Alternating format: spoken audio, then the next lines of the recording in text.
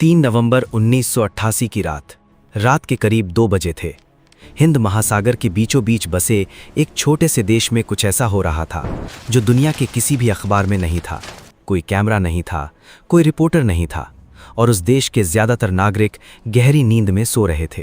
लेकिन उस रात राजधानी माले की सड़कों पर खून बह रहा था, बंदूकों की आवाजें गूंज रही थीं, और एक देश का राष्ट्रपति, जिसके पास बचाने के लिए पूरा एक देश था, अपनी जान बचाने के लिए एक टेलीफोन की तलाश कर रहा था। उसे एक फ़ोन कॉल ने इतिहास बदल दिया, और जो हुआ अगले 16 घंटों में वो एक ऐसी कहानी है जो दुनिया के सबसे बड़े सैन्य अभियानों में से एक मानी जाती है। एक ऐसा ऑपरेशन जिसमें भारत ने बिना किसी युद्ध की घोषणा के, बिना किसी बड़ी तैयारी के, महज 16 घंटों में एक पूरे देश को तख्ता पलट से बचा लिया। इस ऑपरेशन का नाम था ऑपरेशन कैक्टस।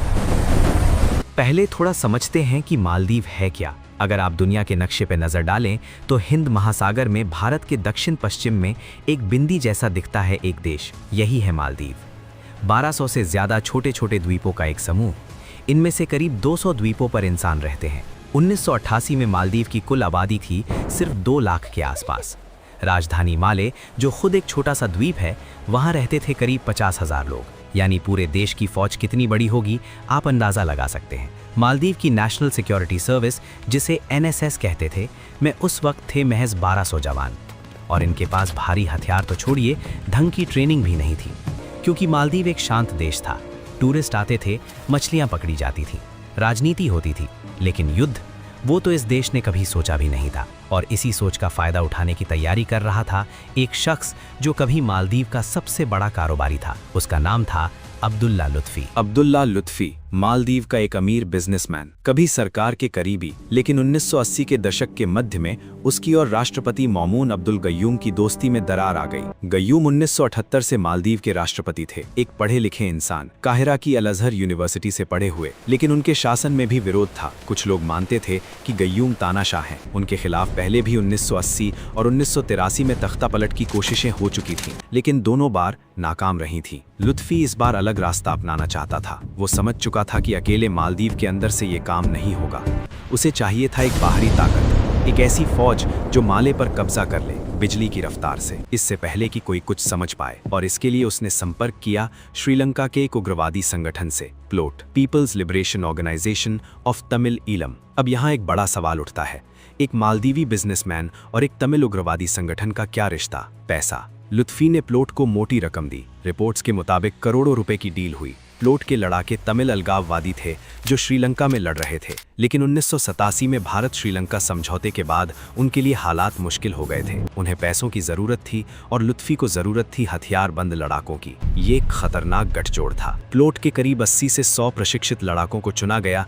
इन्हें दिया गया AK-47, रॉकेट लॉन्चर, मोटार और तमाम भारी हथियार। ये सब तैयारी हो रही थी श्रीलंका के तट पर। और फिर एक रात 3 नवंबर 1988 ये लड़ाके मालदीव की तरफ चल पड़े। माले की बंदरगाह पर 2 मालवाहक जहाज आकर रुके। नाम था MV प्रोग्रेस लाइट और एक और छोटी नाव। ये जहाज एकदम साधारण लग रहे थे, माल ढोने वाले जहाज जैसे हर दिन आते थे, लेकिन इनके अंदर थे हथियारबंद लड़ाके। जैसे ही जहाज रुके, प्लोट के लड़ाके नीचे उतरे और माले की गलियों में फैल गए। उनका पहला निशाना था बंडारा कोशी, सरकारी हथियारों का गोदाम। अगर वहाँ के हथियार मिल जाते तो मालदीव की NSS के पास लड़ने के लिए कुछ नहीं बचता। हमला हुआ, गोलियां चली, कुछ NSS जवान मारे गए, कुछ घायल हो गए और हथियार गोदाम पर कब्जा हो गया। इसके बाद हमलावरों ने रुख किया राष्ट्रपति भवन की तरफ। राष्ट्रपति मौमून अब्दुल गयूम उस वक्त भवन में ही थे। गोलियों की आवाज सुनकर वो समझ गए कि क्या हो रहा है। उनके सुरक्षाकर्मी उन्हें भवन के बाहर ले गए और वो माले की तंग गलियों में छुपते छुपाते निकल पड़े, एक देश का राष्ट्रपति अपनी ही राजधानी में भागते हुए। गयूम बाद में बताएंगे, मुझे नहीं पता था कि मैं अगले 1 घंटे में जिंदा रहूंगा। लेकिन गयूम एक काम जानते थे,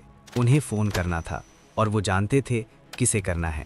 रात के करीब 3 बजे गयूम किसी तरह एक सुरक्षित जगह पहुंचे और उन्होंने फोन उठाया। पहली कॉल भारत। नई दिल्ली में उस वक्त रात के 3 बज रहे थे। भारत के विदेश मंत्रालय को खबर मिली, फिर खबर पहुंची PMO तक। उस वक्त भारत के प्रधानमंत्री थे राजीव गांधी। राजीव को जगाया गया और राजीव ने जो फैसला किया वो इतिहास की किताबों में दर्ज हो गया। उन्होंने कहा, हम मदद करेंगे तुरंत। इसी दौरान गयूम ने अमेरिका, ब्रिटेन और पाकिस्तान से भी संपर्क किया, लेकिन अमेरिका ने कहा, हम मदद तो करेंगे लेकिन वक्त लगेगा। हमारे नज़दीकी नौसैनिक अड्डे डिएगो गार्सिया से भी कई घंटे लगेंगे। ब्रिटेन बहुत दूर था। पाकिस्तान ने संवेदना जताई, लेकिन कोई ठोस मदद नहीं। सिर्फ एक देश था जो तुरंत हरकत में आ सकता था, और वो देश था भारत।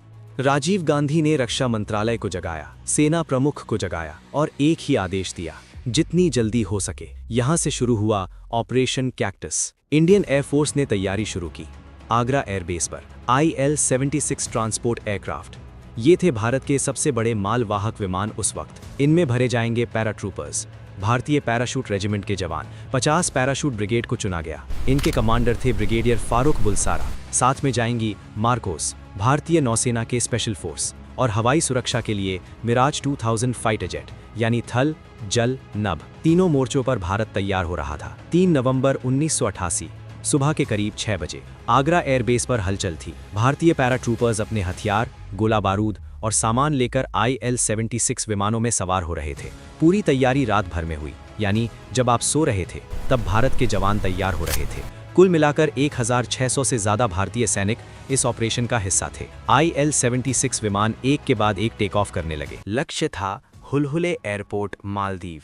लेकिन यहाँ एक खतरा था। हुलहुले एयरपोर्ट पर क्या स्थिति है, ये भारत को पता नहीं था। क्या वहाँ हमलावरों ने कब्जा कर लिया है? क्या वहाँ हमारे विमानों पर गोलीबारी होगी? अनिश्चितता, यही सबसे बड़ा दुश्मन था। भारतीय वायुसेना के पायलटों को कहा गया, अगर एयरपोर्ट सुरक्षित नहीं है तो जवान हवा में ही पैराशूट से कूदेंगे। 3 नवंबर 1988 दोपहर के करीब IL-76 मालदीव के ऊपर पहुंचा। संचार स्थापित हुआ। मालदीव की तरफ से संकेत मिला, एयरपोर्ट अभी सुरक्षित है। विमान उतरा और जब दरवाजा खुला तो बाहर निकले भारत के पैराट्रूपर्स, पूरी तरह हथियारबंद। ये एक ऐतिहासिक पल था। भारतीय सेना एक विदेशी धरती पर उतर रही थी, उस देश के निमंत्रण पर, उस देश को बचाने के लिए। अब सवाल था, माले तक कैसे पहुंचे? हुलहुले एयरपोर्ट और माले के बीच समुद्र है। मालदीव सरकार ने नावों का इंतजाम किया। भारतीय जवान नावों में बैठे और माले की तरफ रवाना हुए। माले की बंदरगाह पर जब ये जवान उतरे तो प्लोट के लड़ाकों को पहली बार एहसास हुआ कि खेल बदल गया है। उन्होंने सोचा था मालदीव की कमजोर NSS से लड़ना है, लेकिन अब सामने थे भारत के ट्रेंड पैराट्रूपर्स। माले की संकरी गलियों में मुठभेड़ शुरू हुई। एक एक गली, एक एक इमारत, एक एक मोड़। भारतीय जवानों ने व्यवस्थित तरीके से आगे बढ़ना शुरू किया। प्लोट के लड़ाके पेशेवर थे, उन्होंने प्रतिरोध किया, गोलियां चली, लेकिन वो जानते थे अब लड़ाई बराबरी की नहीं रही। धीरे धीरे इमारत दर इमारत भारतीय जवान माले पर फिर से नियंत्रण स्थापित करने लगे। लेकिन ऑपरेशन कैक्टस यहीं खत्म नहीं हुआ। PLOTE के कुछ लड़ाके, जिनमें साजिश का मास्टरमाइंड अब्दुल्ला लुत्फी भी था, माले से भागने में कामयाब हो गए। वो वापस चढ़ गए अपने जहाज MV प्रोग्रेस लाइट पर और साथ ले गए बंधक। जी हाँ, उन्होंने कुछ लोगों को बंधक बना लिया था, जिनमें थे कुछ विदेशी नागरिक भी। जहाज समुद्र में भाग निकला श्रीलंका की तरफ। INS गोदावरी और INS बेतवा को आदेश मिला, MV प्रोग्रेस लाइट को रोको। रात के अंधेरे में हिंद महासागर के बीच एक मालवाहक जहाज भाग रहा था और पीछे थे भारतीय नौसेना के युद्धपोत। INS गोदावरी ने रुकने का आदेश दिया। जहाज नहीं रुका। भारतीय नौसेना ने चेतावनी के तौर पर गोलियां दागी। जहाज के आगे समुद्र में मार्कोस, भारतीय नौसेना के कमांडो जहाज पर चढ़े। जहाज रुका। एक छोटी सी मुठभेड़ हुई। बंधकों को छुड़ाया गया और अब्दुल्ला लुत्फी, जो इस पूरी साजिश का दिमाग था, पकड़ा गया। 3 नवंबर 1988 शाम होते होते माले पर एक बार फिर मालदीव सरकार का नियंत्रण था। राष्ट्रपति गयूम राष्ट्रपति भवन वापस लौटे और जो कुछ घंटे पहले अपनी जान बचाने के लिए गलियों में भाग रहे थे, वो अब अपने देश के राष्ट्रपति थे। एक बार फिर करीब 16 घंटे के अंदर भारत ने ये पूरा ऑपरेशन अंजाम दिया। मालदीव की तरफ से करीब 19-20 नागरिक और सुरक्षाकर्मी शहीद हुए। पीलॉट के लड़ाकों में भी कई मारे गए। भारतीय सेना की तरफ से कोई बड़ा नुकसान नहीं हुआ। अगले दिन 4 नवंबर 1988 राष्ट्रपति गयूम ने मालदीव के लोगों को संबोधित किया। उनकी आंखें भर आई थीं। उन्होंने कहा, हम एक छोटा देश हैं, लेकिन हमारे पड़ोसी महान हैं। भारत ने जो किया वो हम कभी नहीं भूलेंगे। अब्दुल्ला लुत्फी पर मुकदमा चला। उसे मौत की सजा सुनाई गई। हालांकि बाद में ये सजा आजीवन कारावास में बदल दी गई। एक आदमी जो मालदीव का सबसे अमीर बिजनेसमैन था, वो जेल की 4 दीवारों में बंद हो गया। एक मालदीवी नागरिक ने एक इंटरव्यू में कहा था, हम सो गए थे, जब उठे तो हमारे दरवाजे के बाहर भारतीय जवान खड़े थे। हमें नहीं पता था कि वो कौन है, लेकिन जब पता चला हमने राहत की सांस ली। 3 नवंबर 1988 की सुबह माले में सूरज उगा। गोलियों की आवाज़ें थम गई थीं। मालदीव के नागरिक अपने अपने घरों से बाहर निकले और कुछ लोगों ने जो रात भर डरे हुए थे उन जवानों की तरफ हाथ हिलाया। शायद शुक्रिया कहा, शायद कुछ नहीं कहा, लेकिन आंखों में जो था वो शब्दों से ज़्यादा था। ऑपरेशन कैक्टस, 16 घंटे, एक देश बचाया, बिना किसी शर्त के, बिना किसी लालच के। ये भारत है और यही भारत की ताकत है।